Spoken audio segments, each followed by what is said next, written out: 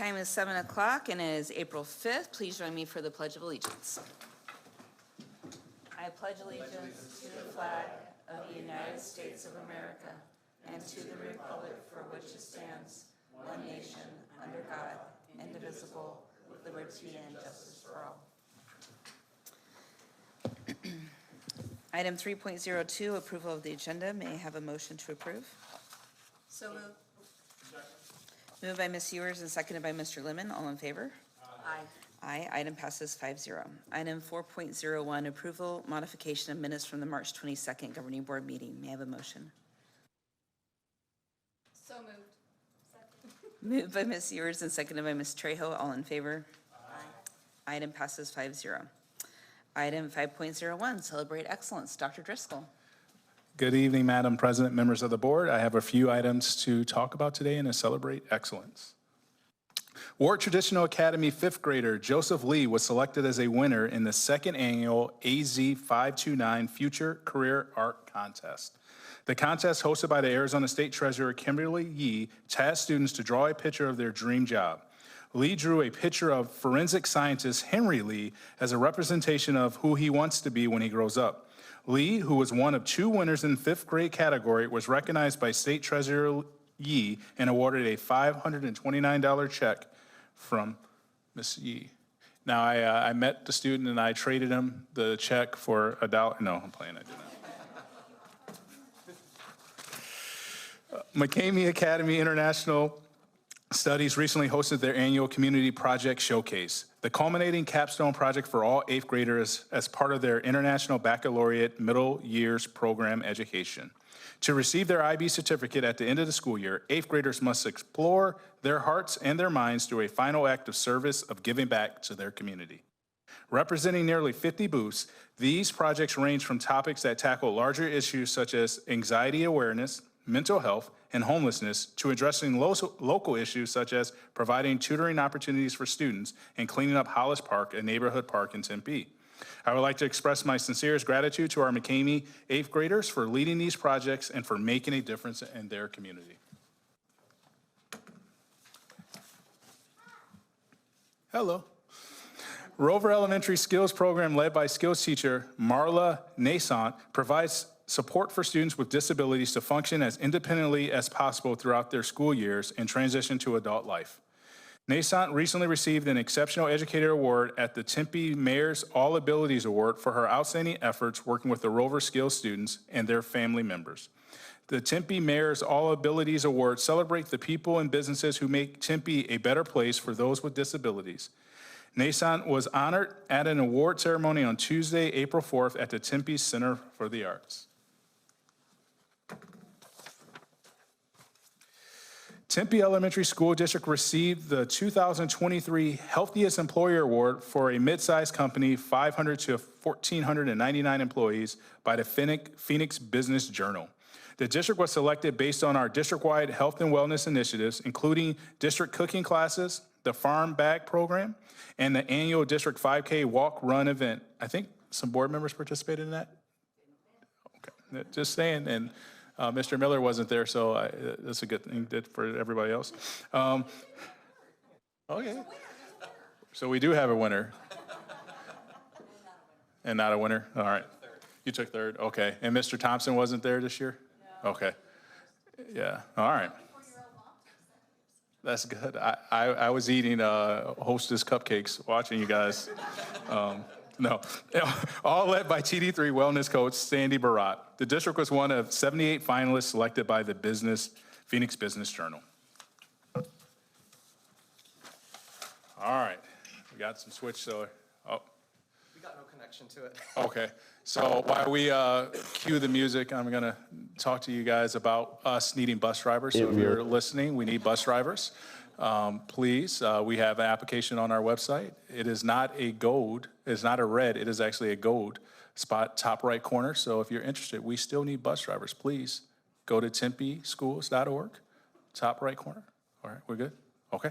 It really just brings such a smile to our team knowing that they're kind of bringing up this next generation of builders. Here's the video. I have never been to a construction site before, but I've always wanted to go to one. I didn't expect this much cool stuff. Going to different floors, seeing the different rooms, and seeing all the like cabinets. It looks complicated, but the way that they're explaining it sounds cool. It's pretty special. I've never heard of most of them before. I came in here thinking mostly that construction was a lot of hands-on, but I didn't really know a lot about where that hands-on was going. And I see a lot more now that the trades are a part of every step of the way. With MEP, mechanical, electrical, and plumbing, every part of that is always there. They're there every step of the way to make sure that everything is possible for the building. I feel like people overlook that. It's a lot harder than like what people would think. I get why it takes a lot of skill. It was really cool seeing like all the different kinds of like architectures and like all the different kind of ways they build things here. Really interesting just to see how like everything works. It would pay a lot because there's a lot of different branches into this job. Everyone needs to like play a part for everything to come together. Most people assume that the trades are working minimum wage like everyone else, but that is not true. From jobs you can get from like $50 to $60 an hour. I think that's very impressive. I think one thing that makes our team most excited about these kind of experiences, I knew when I was that age, I had no clue what I wanted to do. And I didn't have opportunities like this to get out on a job site or have a team come into my classroom and speak to me about what they do day in and day out for their careers. And so I think just showing students the various career paths and that there's no one right way to get into construction. And so just allowing to kind of help us build that pipeline of future engineers, future architects, future builders. And that's really what today's all about, and just allowing students to dream big.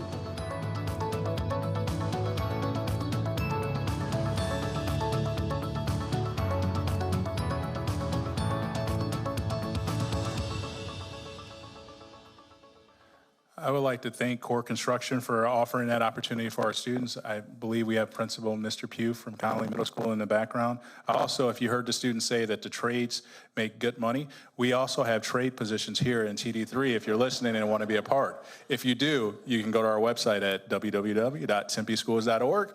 Top right corner employment, we have jobs for you as well. That ends my Celebrate Excellence for this evening. Thank you so much. Thank you, Dr. Driscoll. Item 6.01, presentation of the annual comprehensive financial report. Mr. Thompson. And Dr. Driscoll, I think you need a new microphone. And since Ben's here, thank you, Ben. All right, we'll give him some time to switch out that mic. All right. Now for the most exciting part of any board meeting is the report on audits. President Windsor, members of the board, Dr. Driscoll, thanks for having me tonight. So I'm going to go over the 3 different audit reports that we have for FY22. That would be the year that would ended June 30th. So it is an annual audit. So it happens every year. Clifton Larson Allen is our external auditor. It is required by law, so every school district has to have it. It is a funded mandate from the state, so that's a nice exception. Normally they're unfunded mandates, but it is included in the funding formula, so that's good. Financial audit, so that's basically the balance sheet, income statement. That's that financial audit side. The single audit is going to be the federal programs, and then the USFR questionnaire is a long list of basically yes/no questions for various state statutes and such that the auditors go through. It's kind of more like a doctor's checkup, if you will, just kind of saying, okay, you're doing good in this area, need to work on over here. And so not all questions are created equal on that. So you might have one thing that they say no on, and I don't want to say it's a minor deal, but there are bigger deals on some than others. So they're a little different. So I'll start with the financial statement audit. It is what we call an unmodified audit opinion. That is what you want. So if you had to have a modified audit opinion, that'd be bad. That'd be quite bad. So unmodified is good, no findings. So they review internal controls, financial transactions. They make sure that we have recorded things correctly in the right year, in the right fund, the right object code, and so on. But it is looking at, can we do it? It is not a performance audit. It's not saying, should you be spending the money that way? That's not what this particular audit is. It's just saying, is it allowable? Is it within the law? And that's it. It's not saying, oh, you're spending the money in the right spot or not. That's not what they're looking at all. and that was clean, so perfectly fine, everything good. Single audit, so those are audits of the federal programs. So any entity that spends more than $750,000 of federal funds has to have a single audit every year. And then there's a formula and a system where they determine which of the major programs that they will audit each year. And so this year, like the last few years and probably future years, fairly heavy on the ESSER and the pandemic relief funds. So that first one there, the coronavirus state and local recovery funds, that was the summer school program, the Gear Up governor grant that we had for summer school. That was about $500,000 that we spent on that. We have the ESSER funds and then Title I, which is a regular one. Usually we have that probably every other year. And that's usually one of the largest ones. So in total, we had about $30 million in federal expenditures. The programs they tested covered about $18 million of that. And again, no findings. They look at things like the internal controls again, but just different federal compliance requirements, allowability on the expenses, and everything was perfectly clean, no issues at all on that. The USFR questionnaire, let me get to that page. Like I said, it's hundreds of questions, and they're basically just yes, no. And so this is what I did before I came to Tempe. I audited school districts, so I've done hundreds of USFR compliance questionnaires, and 5 is 5 more than I would like, but overall it's pretty good. It's not bad. Especially the top 3, I would say most districts in the state probably have all of those. So first one there, absences were miscalculated. So the auditors will go through the sign-in, sign-out sheet for the students. They'll pick a student, they'll say, okay, Allison left school at 10:07. She came back at 2:08.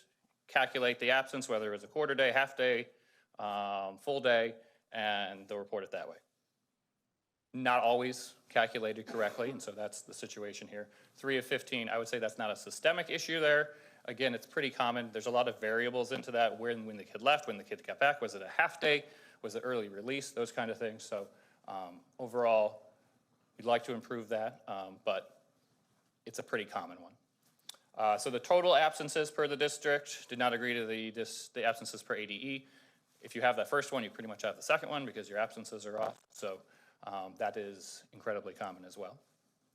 The third one there, cash not deposited within 7 days. So the rule is it has to be deposited within 7 calendar days. So vacations, holidays, doesn't take into account. You get a deposit, you get money the day before spring break, you need to deposit it before that Monday before you come back, which is usually not going to happen. So this is fairly common as well. 1 out of 15, again, I wouldn't say that's a systemic problem. For this particular one, it was at a school that was down an office manager, so they were short-staffed, and it went a little longer than the 7 days for that. Student activity fundraising events. May I jump in and ask a question real quick about that?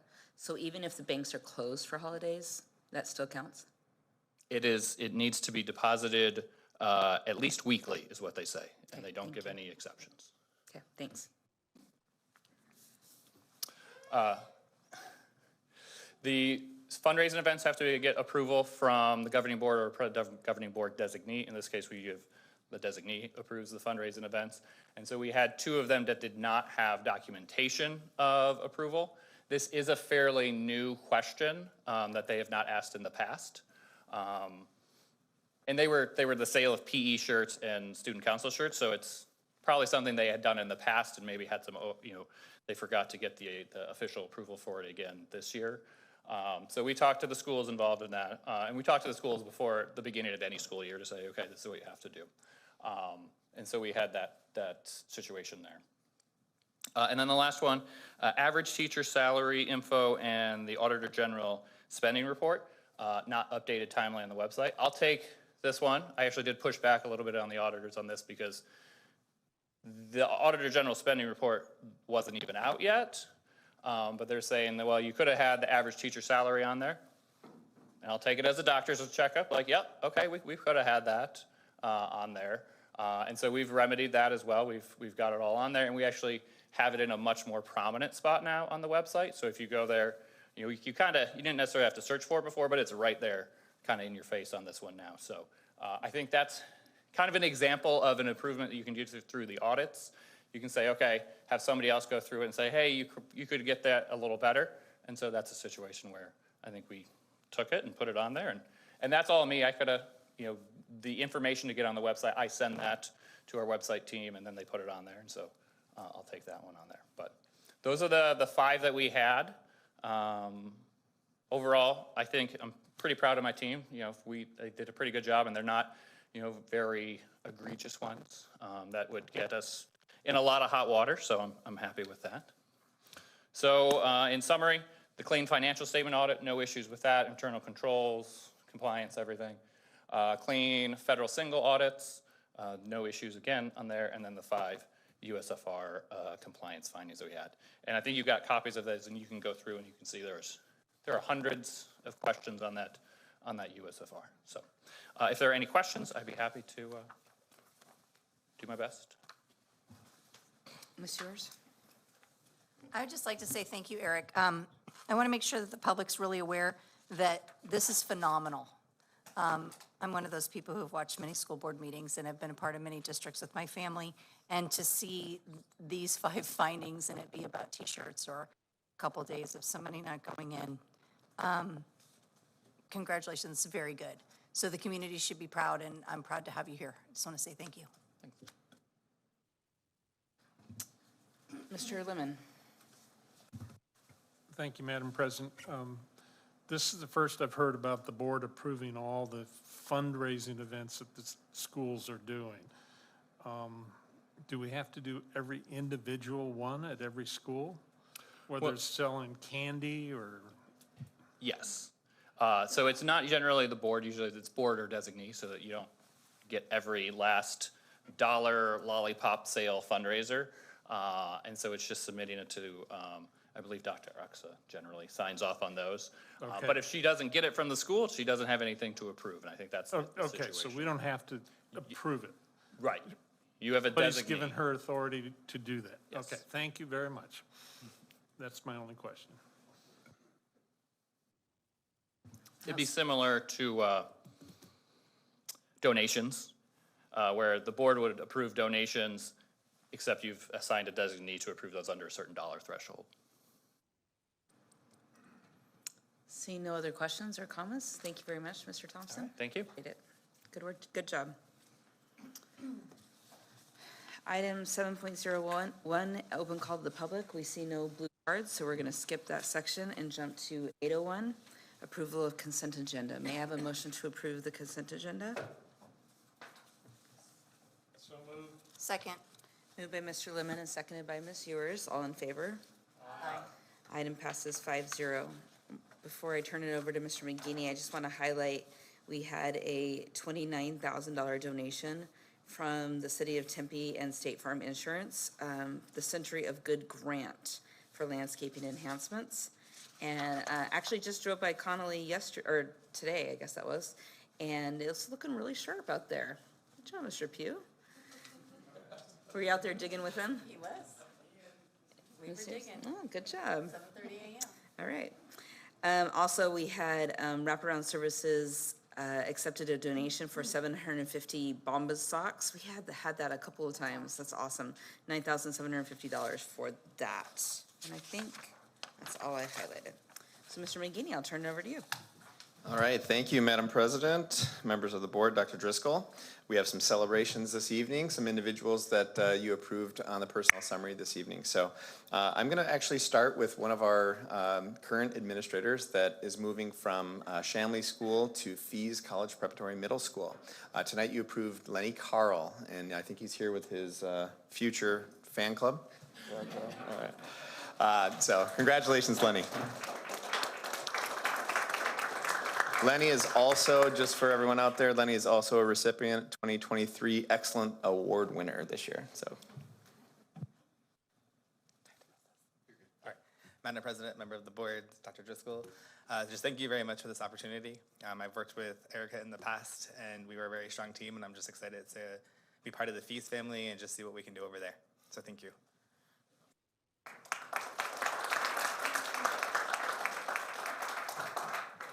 All right, Madam President, members of the board, Dr. Driscoll. Tonight, you also approved Miss Colleen Love to the position of principal of Curry Elementary School, and I'd like to share a little bit about her background. Colleen holds a bachelor's degree in elementary education and a master's degree in educational leadership, both from Arizona State University. Colleen has served in a variety of roles in education, serving as an elementary teacher in the Higley Unified School District, and most recently as the assistant principal of Desert Canyon Elementary in the Scottsdale Unified School District for the past 5 years. Those who know Colleen have shared that she is a rare combination of enthusiasm and knowledge. She is an exceptional individual who possesses kindness, empathy, and awareness in all situations she encounters. She's happy to begin her journey in Tempe and eager to instill her positive influence on our community. We're confident that she will be an asset to our district and to Curry Elementary School. Congratulations, Ms. Colleen Love.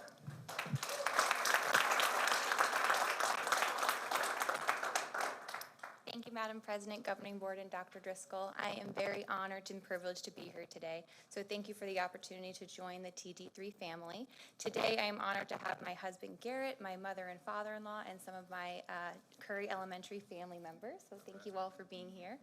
I look forward to inspiring excellence in our Cougar Elementary our students, staff, and our community members. And again, I just thank you for this opportunity, and I look forward to getting to work. Thank you.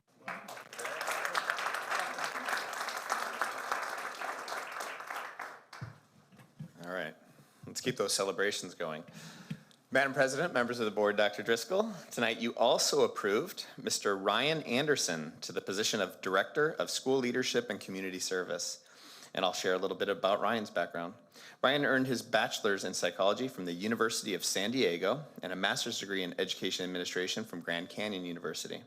Ryan brings over 17 years of experience in education, serving in such roles as literacy teacher, language arts support specialist, assistant principal, and most recently as the Director of Educational Technology in the Cartwright School District. Those who know Ryan have shared that he is an excellent communicator and a collaborative team player who's compassionate and straightforward. He's excited to use his leadership skills and understanding of community involvement to better the future of our TD3 students and staff, and we're confident that he will be an asset to our amazing district. Congratulations, Mr. Ryan Anderson.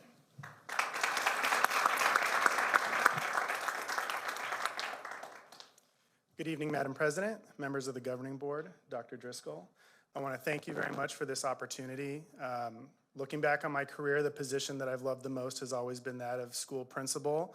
And so having this opportunity to be the Director of School Leadership and work with all of your fantastic principals here and helping them achieve their goals, I'm just excited to get to work and help out the TD3 team. I do want to introduce a few people who joined me this evening. My wife, Ashley Anderson, she's actually a principal in her own right as principal of Washington High School in the Glendale Union High School District. And then two of my three children, my daughter Riley Anderson and my oldest son Porter Anderson are also here as well. So thank you very much.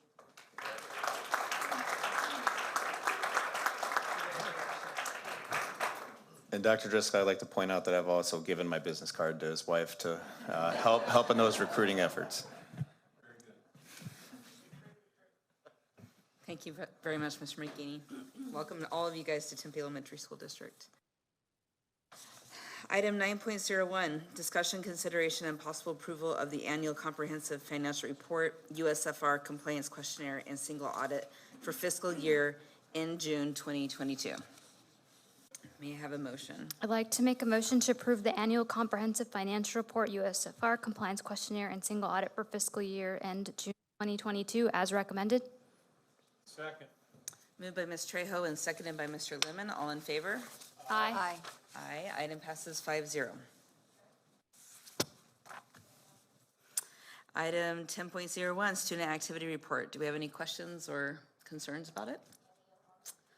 Seeing none, we'll jump right to 11.01, board members' points of information. Seeing no lights, we'll just, no, just kidding. Ms. Ewers. Well, I had the honor of doing some really fun things. A lot of the schools, I want to congratulate you on the extracurricular activities that you're having right now. Why, there's like a party going on out there. What are we missing? Celebrating excellence is happening in the hallway. Many of the schools are doing some really special things right now, especially coming to the end of the year. And I want to thank all of them that do it because I know the teachers don't get paid overtime. I know the principals don't get paid overtime, and especially the cleaning staff. They have to not only clean what they've already cleaned, but then after people leave, they have to clean again. So, and I have to say, as I go to visit these events, our schools are so clean. Like, we just really, if you could get it back to them, that a board member is just saying, wow, like, it's amazing. I mean, I know schools are clean, but ours are phenomenally clean, and I'm a clean freak. So coming from me, I'm hoping that they know that that's a huge compliment. So I went to the art walk at Spercali, and it was great because every single class had artwork out from every single from different holidays or different, geometric shapes or using watercolors and it was fantastic because the third graders were coming to see the kindergarten stuff and the kindergartners were mixing with everyone else. So it was just a great experience. I also, like Mr. Pugh was saying, he and I were out on Saturday morning. The city of Tempe stepped it up like no tomorrow. I want everyone to be aware of how important it is to have a superintendent that works well with the city and those companies around us.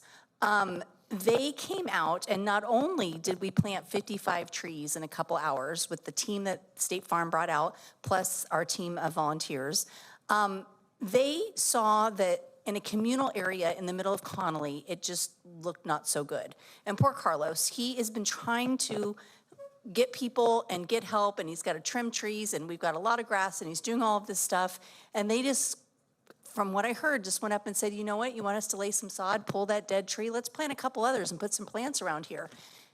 And they beautified hundreds and hundreds of square feet. Like, this is big dollar. This is like a lot of work. And they already have the entire city to take care of too.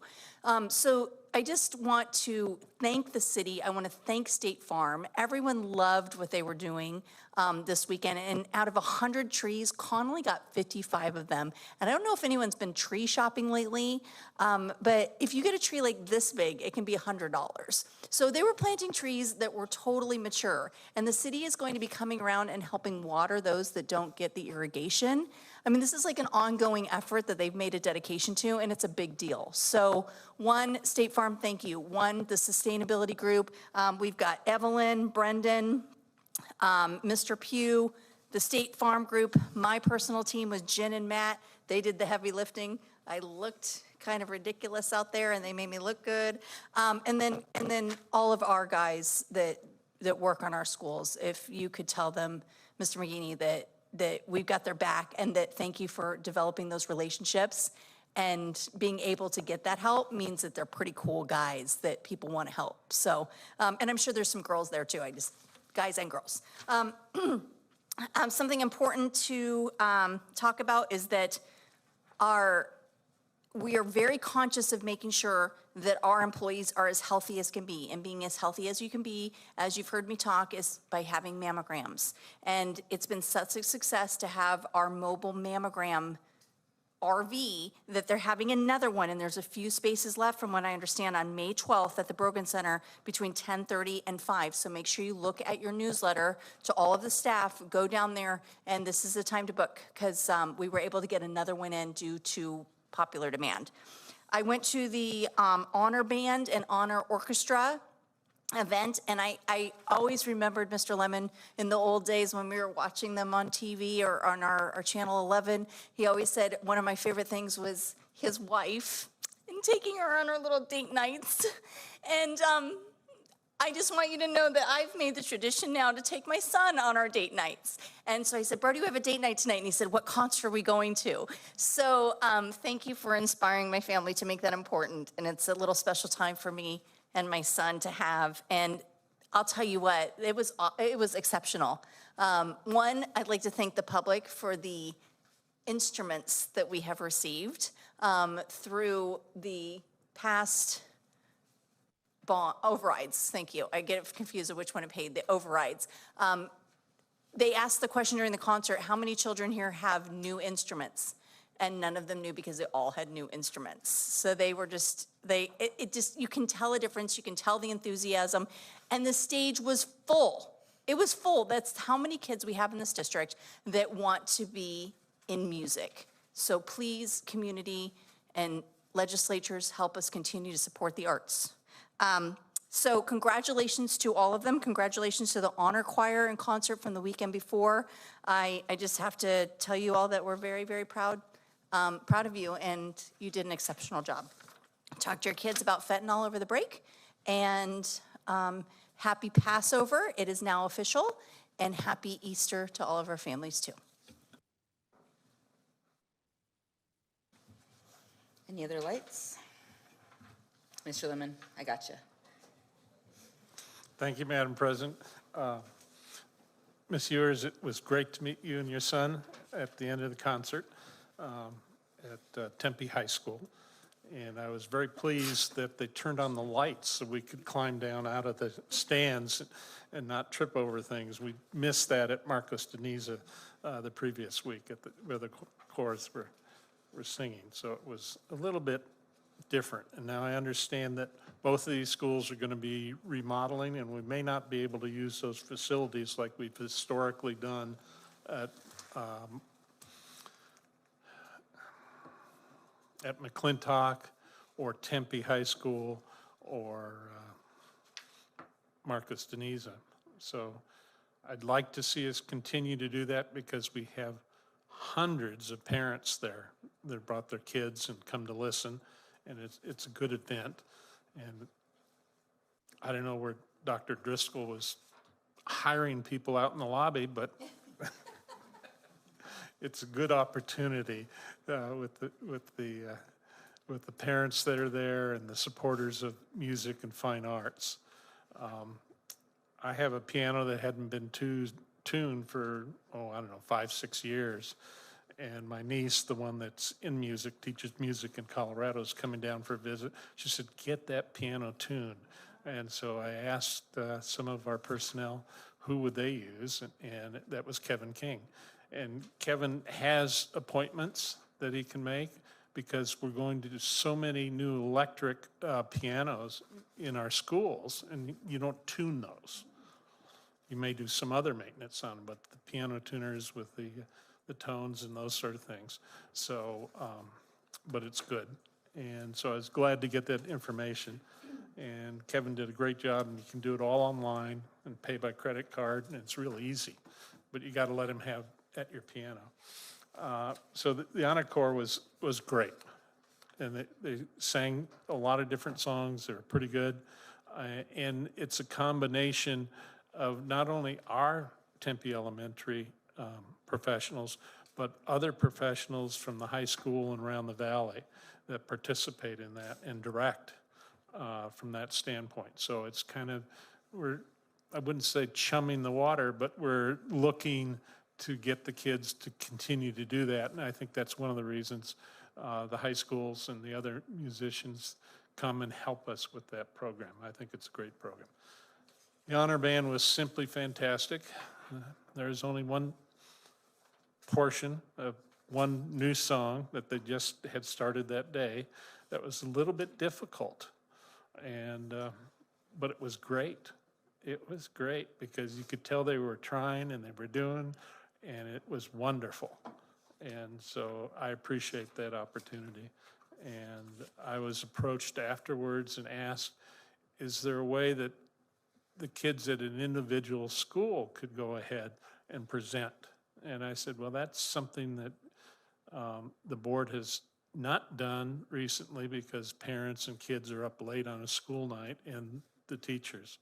So, but I said, talk to Dr. Driscoll about perhaps having in the reception area, a little quartet or something before the meeting. So anyway, but thank you, Madam President. I had a wonderful week and the week before. Thank you. Bye-bye. Thank you, Mr. Lemon. Okay, seeing no other lights, I'll go ahead and give my information. Just so Mr. Lemon knows, the auditorium remodeling is a phased plan. I've seen the plan.